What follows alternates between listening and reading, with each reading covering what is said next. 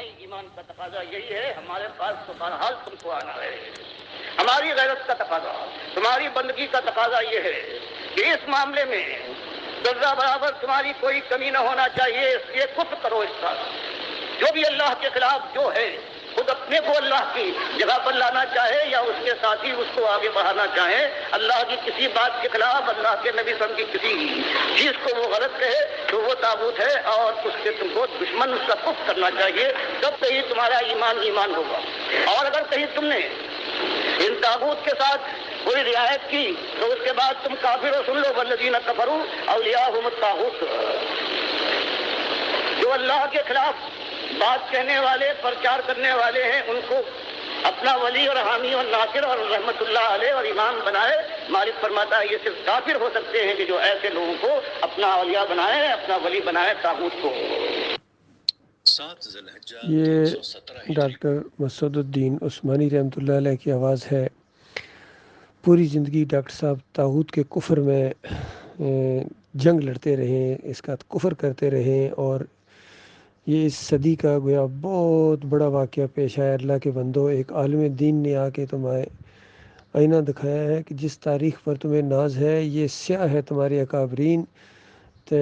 صوفی ہوں، عبدالقادر جیلانی ہوں، محی الدین چشتی ہوں، ابن عربی ہوں، ابراہیم ادم ہوں، جتنے یہ گزرے ہیں، مجدد الثانی ہوں، شاہ ولی اللہ کا پورا خاندان ہو، شاہ اسماعیل جس کو شہید، اور یہ سارے کے سارے دیوبندی، بریلوی، اہل حدیث، سلفی، ان کے عقیدے برباد ہیں اور قرآن کا انکار کرتے رہے. احمد بن حنبل سے یہ معاملہ شروع ہوا. عود روح فی القبر کا عقیدہ کہ روح اس جسم میں واپس آ جاتی ہے، مردہ سننا شروع ہو جاتا ہے. اسماء موتا یا حیات النبی فی القبر کا عقیدہ یہ شرک کی جڑ ہے. اور اس کے بعد ابن تیمیہ نے اس کو آگے بڑھایا، ابن قیم نے، ابن حجر عسقلانی نے، امام نووی نے، اعلیٰ حضرت ربو الاعلیٰ، سارے اسی میں لگے ہوئے ہیں. ڈاکٹر اسرار، اور ابھی یہ آج کل یہ جو بہت ایکٹیو ہے رافضی مرزا علی انجینئر، یہ طاغوت کا حمایتی، کہتا ہے بزرگوں کو کچھ نہ کہو. ان کا شرک بھی کئی دفعہ واضح کرتا ہے، اور پھر کہتا ہے کہ ان کے بارے میں حسن ظن رکھنا ہے. کیا پتہ مرنے سے پہلے یا مرنے کے بعد پتہ نہیں توبہ کر لی ہو. حتیٰ کہ یہاں تک کہتا ہے کہ چونکہ کلمہ پڑھنے والا نہیں، اس کے بعد چادریں چڑھائے، عرس کرے، میلے کرے، یاری مدد کے نعرے لگائے، اور یہ بہرحال امید پیدا ہوگی. یہ کہتے ہیں امید پیدا ہو گئی. اور اللہ فرمائے انہو من یشرک باللہ فقد حرم اللہ علیہ الجنہ ومأوہ النار وما للظالمین من انصار، کہ جس نے اللہ کے ساتھ شرک کیا اس کی موت آ گئی، اس پر اللہ نے جنت کو حرام قرار دے دیا، اس کا ٹھکانہ جہنم ہے اور وہاں ہمیشہ رہے گا، کبھی نہ نکلے گا. کہیں مالک فرماتا ہے ما کان للنبی والذین آمنوا ان یستغفروا للمشرکین. نبی کا یہ کام نہیں ہے، نہ ہی نبی کا طریقہ ہے یہ، نہ ہی مومنوں کا یہ کام ہے، اور نہ مومنوں کا طریقہ ہے کہ شرک کرنے والوں کے لیے اتنی بات کہیں کہ یا اللہ ان کو معاف کر دے. یعنی ان کی صلاۃ المیت نہیں ہے، ان کے ساتھ کوئی تعلق نہیں ہے سوائے دعوت کے. تو یہ علی انجینئر کہتا ہے میں سب کے پیچھے نمازیں پڑھتا ہوں، یہ دلدل کے پجاری ہوں، گھوڑے کے پجاری، یا یہ تعزیہ نکالنے والے ہوں، یا علی مدد کے نعرے لگانے والے ہوں، میلاد کے جلوس نکالنے والے ہوں، حرام کھانے والے، یہ غیر اللہ کی نظر و نیاز چاہے 11ویں کی شکل میں ہو چاہے 12ویں کی شکل میں، کیک کاٹیں اور یہ چادریں چڑھائیں، دیگیں چڑھائیں داتا کی، اپنے حساب سے داتا بنائے ہوئے انہوں نے. سب کہتا ہے سب مسلمان ہیں. کہتا ہے میں سب کے پیچھے نمازیں پڑھتا ہوں اور میں ان کی مساجد میں جا کے چندے دیتا ہوں، پھر بھی نہیں خوش ہوتے ہو میرے سے، اور یہ تم سے کبھی نہیں خوش ہوں گے. ان کو خوش کرنے کے چکروں سے نکلو، ایمان خالص کی طرف آؤ، توحید کا اصل پیغام بلند کرو، اعلان کرو اللہ کی وحدانیت کا، اور بالکل بغیر کسی کی پرواہ کیے، بغیر کسی سے ڈرے اپنے مالک اور خالق کا یہ حکم ہے، اور یہ طاغوت کا کفر کرنا. اور انہی اصولوں کے تحت محمد حنیف کا کفر کیا گیا جو اس جماعت کے امیر بنائے گئے تھے.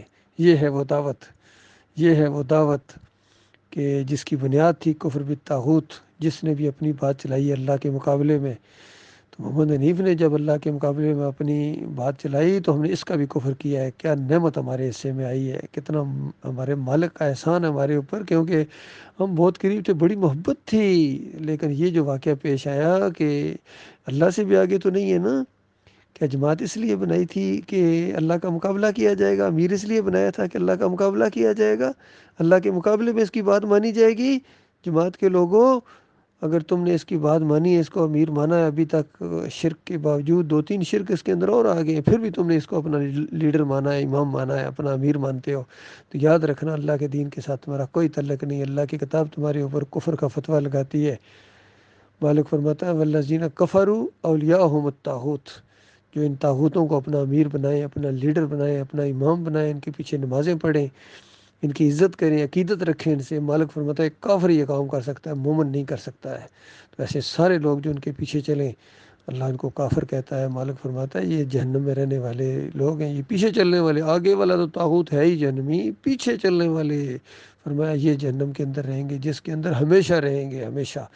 اللہ ان کو کیسا ان کا حوصلہ ہے، ہمیشہ کی آگ کے اندر ان کو رہنا منظور ہے، لیکن یہ اللہ کو سجدہ ماننے کے لیے تیار نہیں ہے، اللہ کو سجدہ کرنے کے لیے تیار نہیں ہے. اور بس کہتے ہیں ایک سجدہ اور بیچ میں ملا دو یوسف علیہ السلام کو. نہیں ہے، نہیں ہے، نہیں یوسف علیہ السلام کو سجدہ ہوا ہے، وہ شکر گزاری کا سجدہ تھا جو اللہ کو ہوا تھا.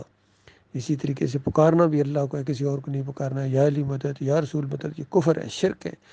یا غوث مدد، عبد القادر جیلانی کو پکارنا، یہ صوفیوں کو پکارنا تو جہالت کی انتہا ہے، کیونکہ یہ تو ان کی تو مسلمانی ثابت نہیں ہے.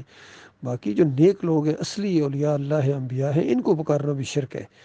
ان کا واسطہ وسیلہ، ان کے نظر و نیاز، ان کی پکاریں، ان کے رکوع اور سجدے، یہ اللہ کے دین کا انکار ہے. اس کائنات کو اللہ تعالیٰ نے اپنی توحید کے لیے بنایا. اللہ کے بندو، میرے پیارے بھائیوں، پیچھے نہ ہٹو ایمان سے.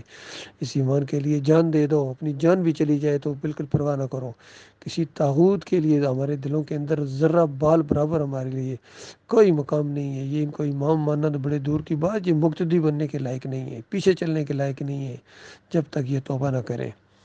توبہ کریں گے سچی توبہ ہے، حتیٰ تؤمنوا باللہ وحدہ، جس طرح ابراہیم علیہ السلام نے کہا تھا کہ قوم کے لوگوں، اب میرے دل میں تمہارے لیے بغض اور ایک اندر سے دشمنی ہے، جب تک تم اللہ کے اوپر ایمان نہیں لاؤ. اللہ پر ایمان لاؤ، فرقوں سے نکلو، شرک کو چھوڑو، ہم تمہیں گلے لگا لیں گے. ساری پرانی دشمنی اور تمہاری زیادتیوں کو بھول جائیں گے، معاف کر دیں گے. یقین کرو اللہ کی رضا کے لیے، اپنے مالک کے لیے. لیکن یاد رکھنا، اگر تم اللہ کی بات ماننے کے لیے تیار نہیں ہو، اللہ کے مقابلے میں اپنی پیر کی بات، اپنے امیر کی بات لاتے ہو، سن لو پھر دشمنی ہماری تمہارے لیے. بالکل کوئی، تم ہمارے رشتہ دار ہو سکتے ہو، بھائی ہو سکتے ہو، ماں باپ چچا ماموں ہو سکتے ہو، لیکن مومن نہیں ہو سکتے ہو. مومن وہ ہے جو اللہ کی بات کو مانے. انما المؤمنون الذین آمنوا باللہ ورسولہ ثم لم یرتابوا وجاہدوا باموالہم وانفسہم فی سبیل اللہ اولئک هم الصادقون. مالک فرماتا ہے مومن کی رٹ لگائی نہیں، توحیدی بنتے پھرتے ہیں. مالک فرماتا ہے اتنا آسان نہیں ہے توحیدی بننا، ایماندار بننا، مومن بننا.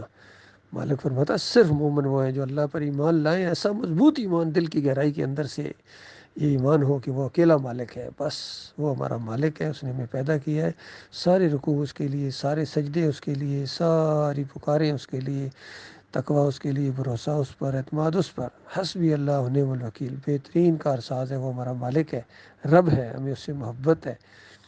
اور پھر اس کے بعد رسول صلی اللہ علیہ وآلہ وسلم کے اوپر ایمان لائے کہ اللہ کے رسول ہیں، اللہ کے ذات کے ٹکڑے نہیں ہیں، داتا تذکیر مشکل کشا اور جولیاں بھرنے والے نہیں ہیں، رسول ہیں.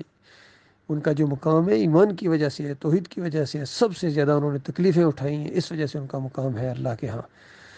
اور اس کے بعد مالک فرماتا ہے ایسے مومن جو اٹھیں، اپنی جان اور مال سے اللہ کے راستے میں جہاد کریں. پہلے سمجھائیں، سمجھتے ہیں تو ٹھیک ہے نا، تو پھر اس کے بعد للکاریں ان سارے طاغوت کے پجاریوں کو، اور پھر اپنی جان اور مال کو پیش کریں. ان کے جھنڈے جو بلند ہر طرف نظر آتے ہیں ان کو نیچے کرو، اور پھر بیچ میں اللہ کا جھنڈا بلند کرو. یہ نہیں کہ ان کفر و شرک کے جھنڈے بلند اور بیچ میں ایک اللہ کا جھنڈا بلند کر دو، نہ، اللہ کا جھنڈا بلند کرو، اس کی تکبیر کا اعلان کرو، اور باقی سارے ان جھنڈوں کو نیچے کرنے کے لیے ایڑی چوٹی کا زور لگا دو.